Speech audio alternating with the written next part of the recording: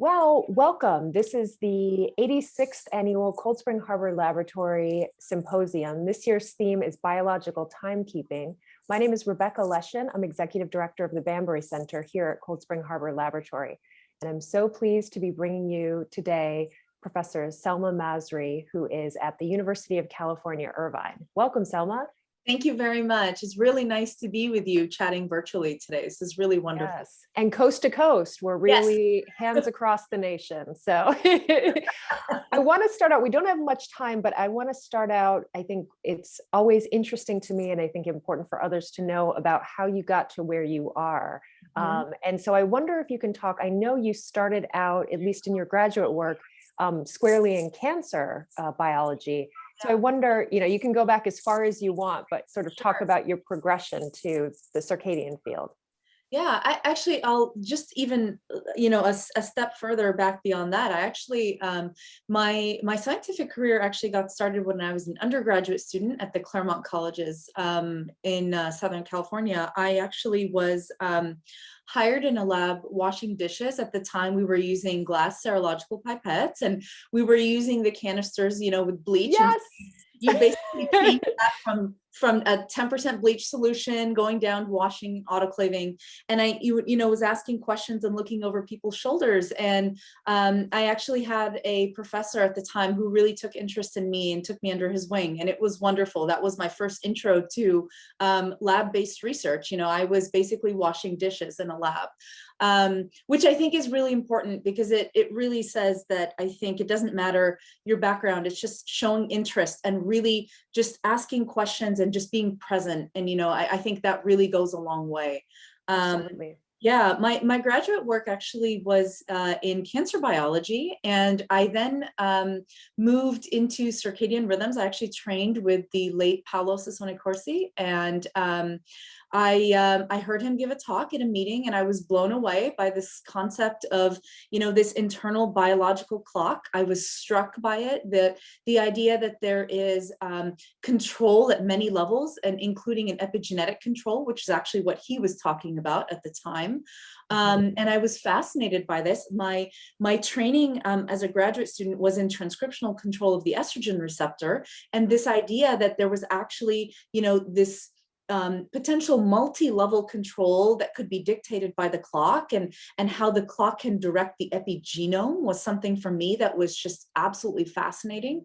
And so I jumped into the circadian field. I trained with Paolo, and it was a wonderful time, really exciting time. I worked on several aspects of clock biology. And when I started my lab, I actually went back to my interest in cancer biology. And so I basically took my training during my postdoc and I married that with my PhD training. And my lab now is fundamentally interested in how changes and disruptions in the biological clock are implicated in cancer initiation as well as progression. So I've really kind of taken multiple aspects of my career and melded them. You've been very efficient, used every single piece, not dropped anything. But that's quite unique to merge those fields, or at least at the time that you were starting your lab and doing it, that was unique. It feels slightly more common now that people are starting, especially to think about cancer and to think about all of the systems. But how was that for you? Did people say, you can't do that? Or did they say, oh, that's interesting? I think, to be honest, it raised a lot of interest, I think. There is a lot of interest in terms of the role of how environment plays, or in terms of circadian disruption and environmental control, and how this could be implicated in cancer. I will say that nothing is easy. Putting in an NIH grant is not easy, and there's always going to be criticism and always going to be, a tough road. But I think if you present solid molecular work, I think that, that really will show. And I think the implication that potentially the clock is involved in environmental disruption is something that we're only just beginning to understand. And I think the circadian field is really leading the way. We heard several talks during the symposium on circadian medicine, implication of, timing of efficacy of drugs, also how the clock is implicated in maintaining normal physiology and how that could be disrupted under changes of feeding, under changes of nutritional aspects.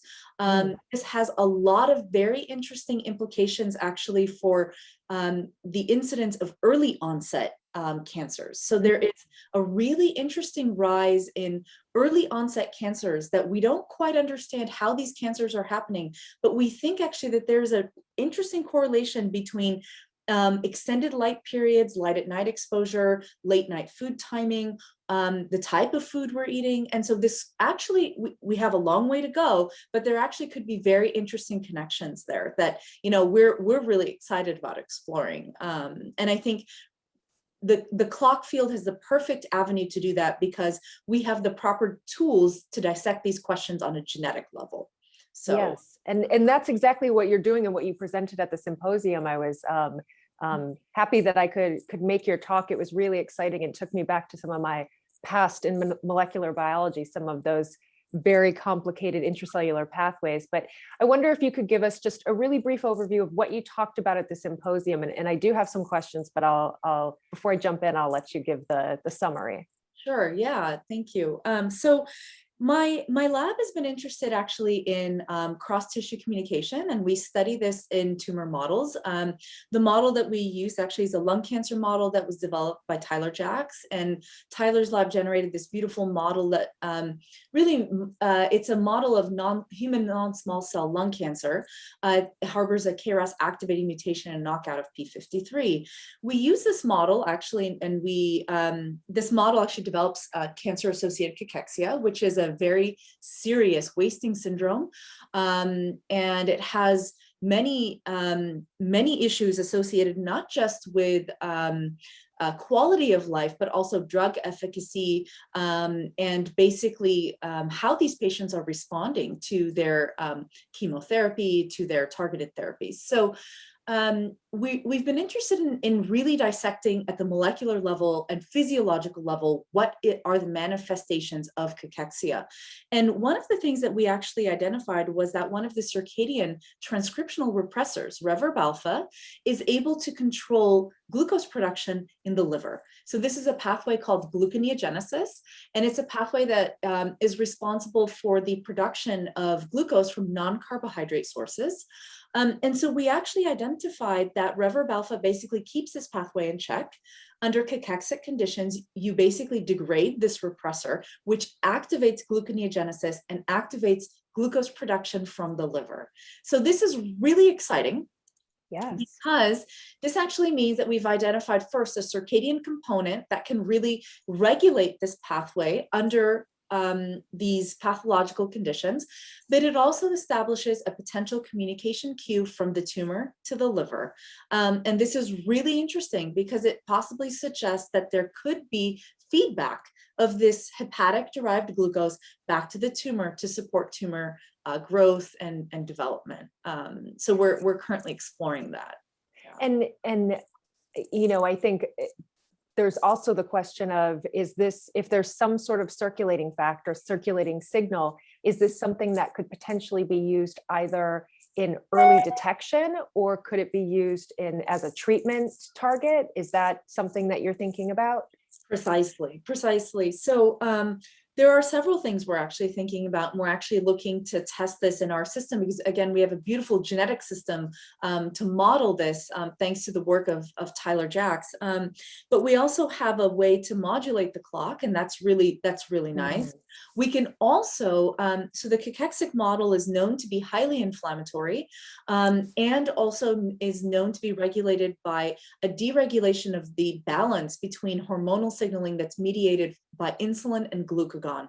And so we're actually looking at kind of multiple approaches to dissect this, either through neutralizing antibodies, looking at the inflammatory response, but also in terms of kind of readjusting the hormonal balance, because this then will control the molecular pathways that govern glucose production in the liver. So basically in our model, we see that there's a downregulation or suppression of insulin levels and an upregulation of glucagon levels. Can we basically redirect that so we actually can recreate that balance again, so that actually we can activate insulin signaling, which will then suppress the pathway. And so we have multiple approaches that we're taking and looking to dissect this in our genetic system. That's very cool. Have you thought about, or I mean, I recognize the amount of work that has gone into developing this model, but I have to ask, do you think this is specific to a lung tumor, primary lung tumor, or do you think this would be the case for other tissue tumors and other tissues? Yeah, so we've actually been exploring this, and what we've looked in a second model that we actually have in the lab, and to be honest, what we believe is that these features really are it's not the cancer specifically that's mediating this, it's actually the features of cachexia that are mediating this. And so basically, if you do have, an inflammatory cancer model that is really resulting in this systemic wasting syndrome that, again, results in activated lipolysis, basically, you have a almost complete depletion of the adipose depots in these mice, which is pretty significant. Also, the depletion of some of the lean mass, so muscle wasting as well. We've actually identified that if the models do undergo this cachexic response, you will see that shift in the hormonal signaling, and you will see that activation of gluconeogenic response. We haven't explored this. I would not say that this is something that is generalized yet, but we are starting to really delve into other models, and we do believe this is really significantly associated with the development of cachexia. And also it depends at the stage of cachexia by which you're catching this. So refractory cachexias, really late stage cachexias, are really significant, and they have this upregulation of these molecular features. So that does seem to be important. So thank you for centering that in cachexia. And I'm wondering, taking away the cancer piece, is there a potential role for this in, other diseases like AIDS, COPD, something? Yes. Okay. Yes. Yes. Wow. So AIDS patients are well known actually to develop very severe cachexia. Also, many patients dealing with neurodegenerative issues and decline also deal with very severe, very significant cachexia. And so this can definitely, we have not started to explore it in other model systems, but I'm very, very keen on this. My lab is very keen on this, because we really think that these possibilities could be very seriously implicated in many disease types. And for sure, this is not a feature that is only associated with cancer cachexia. I think you hit it spot on, and I think it really opens up the door for exploring multiple avenues. Also in trying to first improve quality of life, but also improve drug efficacy with these patients. And that's two very important aspects. Absolutely. Okay, so I want to shift just a little bit and talk about the symposium. I mean, you mentioned some of the other talks. I wonder if you can, was there one new bit of information or a talk that surprised you, something that you're taking away? Were you able to attend many of the other talks?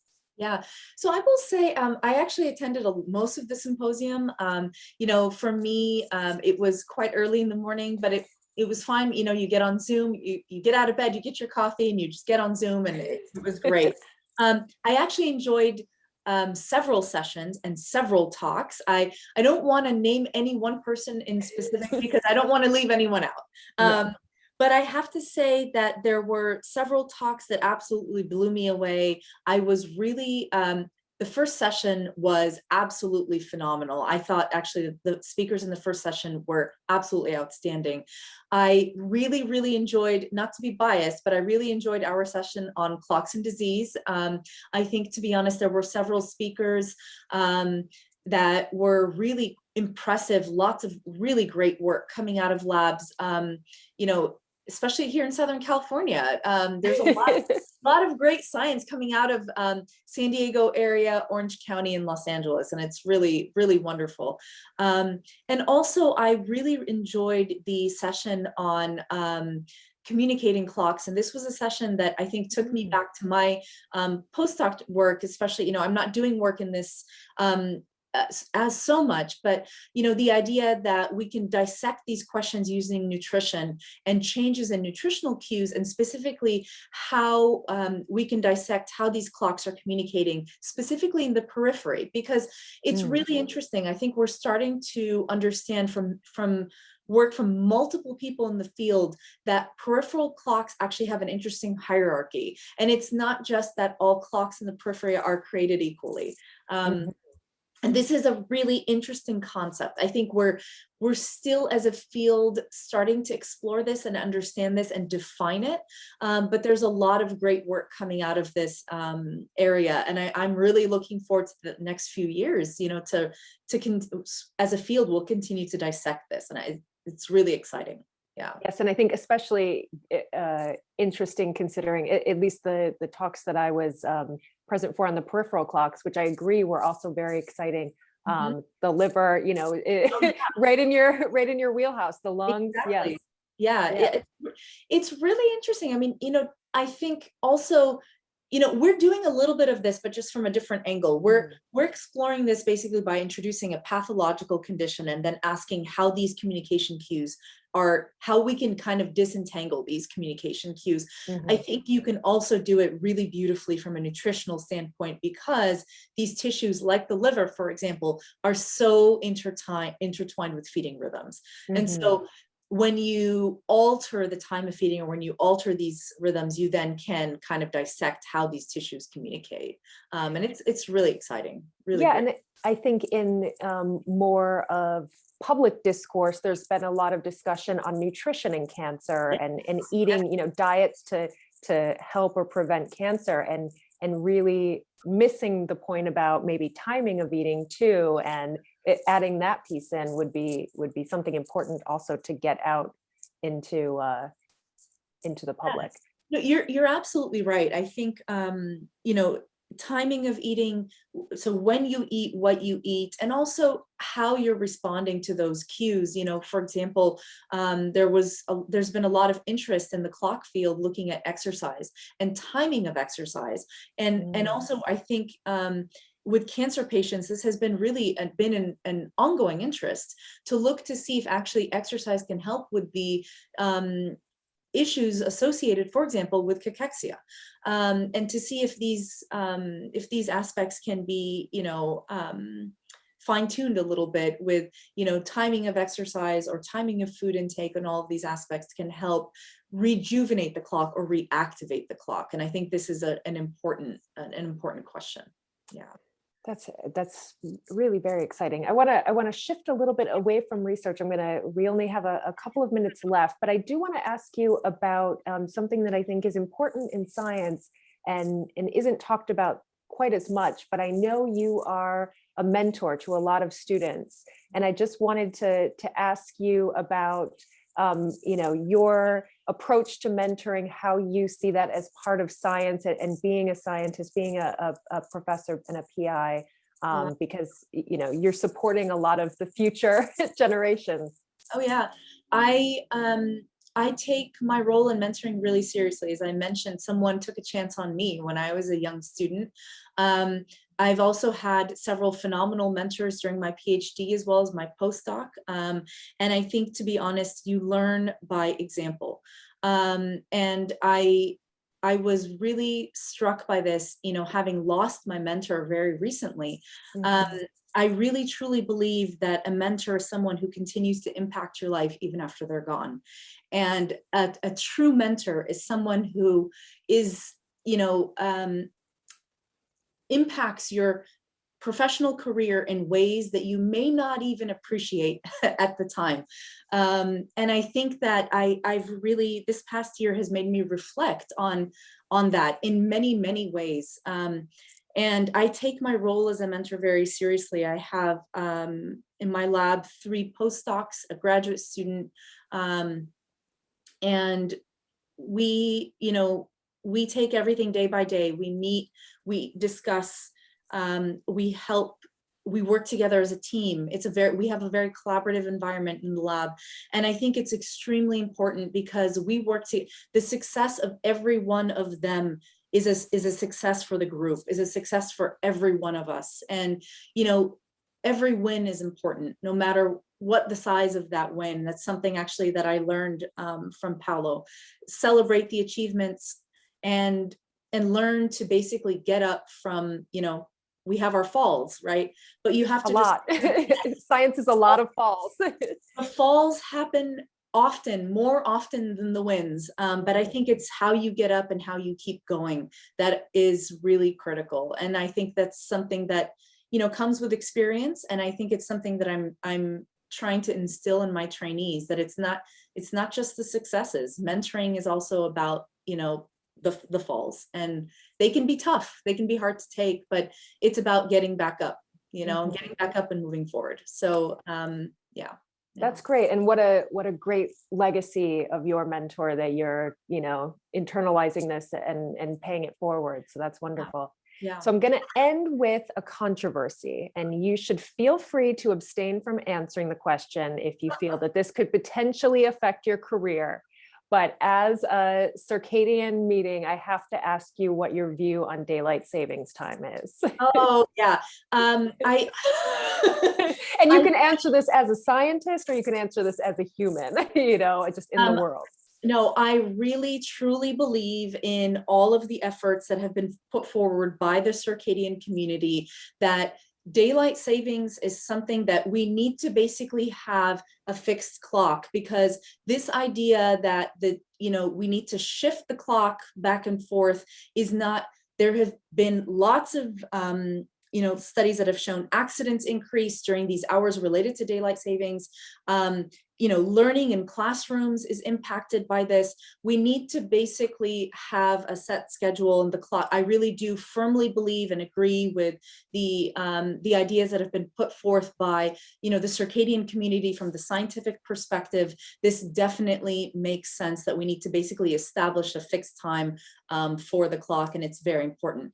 There aren't really any reasons anymore that we need to have this. You know, this used to be important.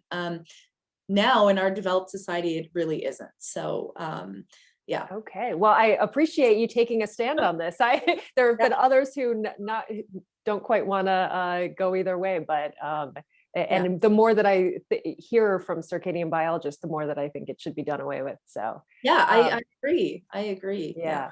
Well, thank you so much for your time. This has been great. I appreciate you taking the time apart from your participation in the symposium to talk with us. And we'll hope to see you in person back at the lab, or, you know, in some other forum soon. Thank you, Rebecca, very much. I really appreciate your time, and I appreciate, to be honest, I have to say that this was actually my first talk at a Cold Spring Harbor symposium. And, you know, it's unfortunate that it was over Zoom, but I would have really loved to be interacting with everyone and be there. I think that's the culture of Cold Spring Harbor is something that is absolutely phenomenal. And I really hope that we can continue to preserve this. I hope we're going to be getting back to some sort of normal aspect of life, but thank you very much for your time. I appreciate it. Thank you. Thank you.